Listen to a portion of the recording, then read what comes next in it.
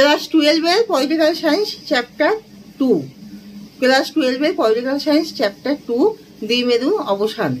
তোমরা সবাই মন দিয়ে শোনো আর লেখো, আর সবাই লাইক অ্যান্ড সাবস্ক্রাইব দিয়ে দাও।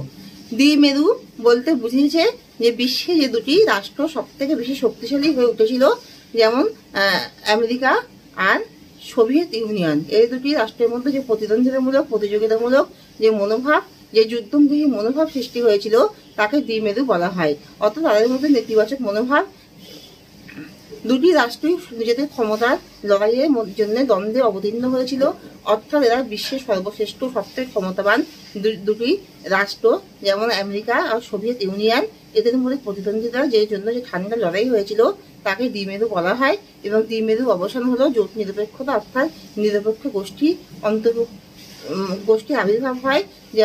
যেমন আমেরিকা এবং তার মিত্রগোষ্ঠীর একটি জোট, আর সোভিয়েত ইউনিয়ন ও তার মিত্রগোষ্ঠীর একটি জোট, এইভাবে যে দুটি জোটে সমগ্র বিশ্ব বিভক্ত হয়ে যায়। এর থেকে যেসব রাষ্ট্রগুলি নিরপেক্ষ নীতি গ্রহণ করেছিল তাই হলো গোষ্ঠী নিরপেক্ষ আন্দোলন করেছিল। এদের কাজ ছিল শান্তি, মৈত্রী, সমতা বজায় রাখা ও জোট নিরপেক্ষতা থেকে জোটের থেকে, এই যে জোট রাষ্ট্র থেকে এদের ক্ষমতা থেকে সমদূরত্ব বজায় রাখা। এর মাধ্যমেই এই দ্বিমেরু অবসান হয়েছিল। এবং যখন সোভিয়েত ইউনিয়নের পতন হয়, সোভিয়েত ইউনিয়ন যখন সামরিক দিক থেকে ও রাজনৈতিক, অর্থনৈতিক, সামাজিক দিক থেকে যখন আমেরিকার তুলনায় এই সমরাস্ত্রের দিক থেকে দুর্বল হয়ে পড়ে, অর্থাৎ সামরিক দিক থেকে আমেরিকার সর্বশ্রেষ্ঠ বিশ্বের মধ্যে প্রতিপন্ন হয় মার্কিন যুক্তরাষ্ট্র, এবং সোভিয়েত ইউনিয়নের পতনের পরে যখন এই জোটের মানে দুটি যে জোট সেটি এখন ভেঙে যায়, তখন এই দ্বিমেরুর অবসান হয়। দ্বিমেরুর কিভাবে আবির্ভাব হয়েছিল? দ্বিতীয় বিশ্বযুদ্ধের পরে যখন বিশ্বের সর্বশ্রেষ্ঠ দুটি রাষ্ট্র সোভিয়েত ইউনিয়ন আর আমেরিকা যুক্তরাষ্ট্র তারা যখন সর্বদিক থেকে বিশ্বের মধ্যে শ্রেষ্ঠ রাজনৈতিক, সামাজিক, অর্থনৈতিক সকল দিক থেকে, তখন তাদের মধ্যে যে ক্ষমতার জন্য যে লড়াই হয়, অর্থাৎ তারা গরম যুদ্ধে যায় না, তার বিশ্বে যে হানাহানি দ্বিতীয় বিশ্বযুদ্ধের পরে যে ভয়ঙ্কর পরিণতি হয়েছিল, তার জন্য তারা সেই মানে যুদ্ধে জড়ায় না, অথচ তাদের মধ্যে প্রতিদ্বন্দ্বিতামূলক যুদ্ধমুখী যে মনোভাব হয়, এটাই দ্বিমেরু বলা হয়। এটাই হলো দ্বিমেরুর গুরুত্ব। এবং দ্বিমেরু অবসান কেন প্রয়োজন ছিল?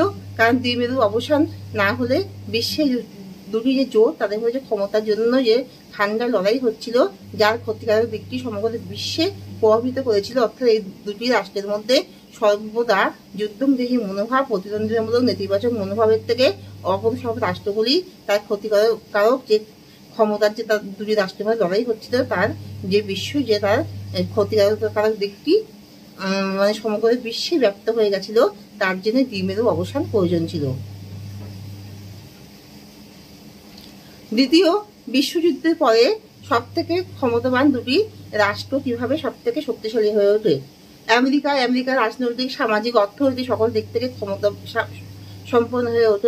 রাজনৈতিক প্রতিপত্তি এবং সমাজতান্ত্রিক দিক থেকে, সমাজতান্ত্রিক কাঠামোর বিন্যাসের দিক থেকে আমেরিকা সর্বাধিক ক্ষমতাবান হয়ে ওঠে। এবং এখানে অর্থনৈতিক দিক থেকে ব্যবসা বাণিজ্য, অবাধ দ্বার এবং মুক্ত বিদেশ নীতি, এখানে বৈদেশিক নীতি ও ব্যবসা বাণিজ্য ও কৃষি, কারিগরি, শিল্প, সংস্কৃতির দিক থেকে আমেরিকা সর্বশ্রেষ্ঠ হয়ে ওঠে। এবং ক্ষমতা এখানে সৈনিক ও যুদ্ধের যে অস্ত্রগুলি, আগ্নেয়াস্ত্রগুলি, সেগুলি সমগ্র বিশ্বে সকল রাষ্ট্রের থেকে সর্বাধিক মানের ছিল এবং সব থেকে বেশি ক্ষমতাবান ছিল। তাই জন্য আমেরিকা মানে দুটি রাষ্ট্র আমেরিকার মার্কিন যুক্তরাষ্ট্রের থেকেও ক্ষমতাবান হয়ে ওঠে।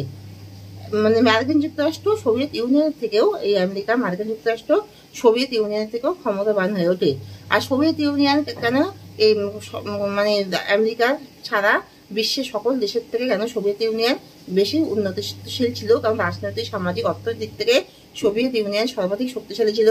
এখানে যেমন রাজনৈতিক, প্রশাসনিক দিকটি সর্বাধিক সুদক্ষভাবে পরিচালনা করা হতো, তেমনি অর্থনৈতিক ও সামাজিক দিকটি এখানে সমাজতন্ত্রের সামাজিক কাঠামোর বিন্যাস উন্নতি হয়েছিল। অর্থনৈতিক দিক থেকে ব্যবসা বাণিজ্য অবাধ দ্বারা খুলে গেছিল ও কারিগরি, কৃষি, শিল্প, সংস্কৃতি সকল দিকে, প্রযুক্তিবিদ্যা সকল দিকে এটি সর্বাধিক উন্নতি লাভ করেছিল। এবং এখানে সমরাষ্ট্রের দিক থেকে, সৈনিক ও সামরিক আগ্নেয়াস্ত্রের দিক থেকে এটি সর্বাধিক আমেরিকার পরে এটি সর্বাধিক উন্নতি লাভ করেছিল। অর্থাৎ ভারতকেও এটি সমরাষ্ট্র দিয়ে সাহায্য করত। ভারত ও সোভিয়েত ইউনিয়নের মধ্যে সম্পর্কের কিভাবে সম্পর্ক উন্নতি লাভ করেছিল। সোভিয়েত ইউনিয়ন আর ভারতের মধ্যে সুসম্পর্ক ছিল। অর্থাৎ ভারত যখন আমেরিকা ও সোভিয়েত ইউনিয়ন যখন দুটি জোট সর্বাধিক ক্ষমতায় অবতীর্ণ হয়, তখন ভারত যার নতুন উপনিবেশবাদ থেকে মুক্ত স্বাধীন রাষ্ট্র, তারা এই দ্বন্দ্বের থেকে সমদূরত্ব বজায় রেখে বৈদেশিক নীতি অনুযায়ী সোভিয়েত ইউনিয়নের সাথে সুসম্পর্ক বজায় রেখেছিল। রাজনৈতিক, সামাজিক, অর্থনৈতিক সকল দিক থেকেই সকল দিক থেকে এদের মধ্যে সম্পর্ক ছিল। এবং যখন সৈনিকের প্রয়োজনেও সোভিয়েত ইউনিয়ন ভারতকে সহায়তা করত এবং সমরাস্ত্র ও উন্নত আগ্নেয়াস্ত্রে ভারতকে প্রদান করত। আর ভারতের মুদ্রা ব্যবস্থা পরিচালন ঠিকভাবে হতো না বলে সোভিয়েত ইউনিয়ন ভারতের মুদ্রা নেয় এবং বাণিজ্যিক সুযোগ সুবিধার ক্ষেত্রেও সোভিয়েত ইউনিয়ন ভারতের মধ্যে সুসম্পর্ক বজায় ছিল।